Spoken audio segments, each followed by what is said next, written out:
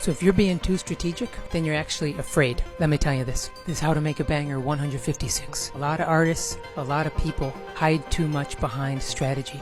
They don't want to take action. They don't want to get feedback, whether they're afraid of putting themselves out there. So they make this huge strategy and they wait and they never do it.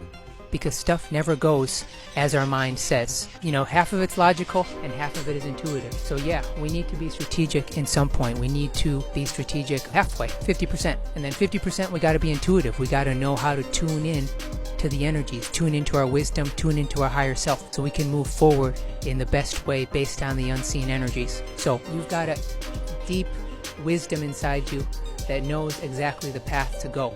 So you need to connect with that and move forward with your strategy in tandem and in harmony. You need to harmonize your strategy with your intuition. You need to recognize what you're running away from, and you need to recognize what is actually good strategy and what is fear-based strategy. So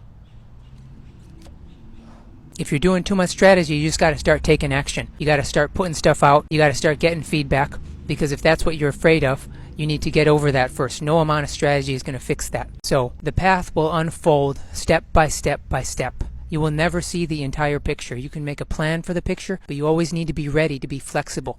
You always need to be ready to shift. You got to be flexible. You got to be ready to move on the court, on the field. You know, if someone's coming at you, you got to be able to go the other way. You have the strategy for the game, but you got to be able to know the unexpecteds and move forward. It's like chess. Half of it is strategic, half of it is intuitive. Just like any sport, business, music, and art are the same. So don't hide behind strategy. If you're hiding behind strategy, recognize it now rather than later, because you can't get time back. You cannot get time back. You can never get this moment back. Never. You hear that?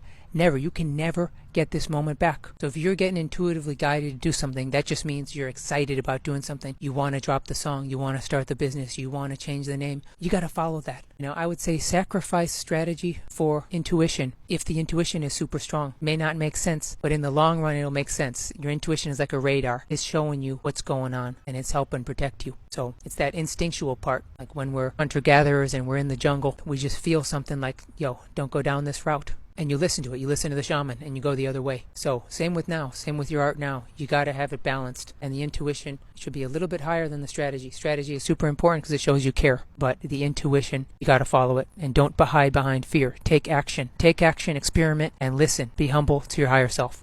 Peace.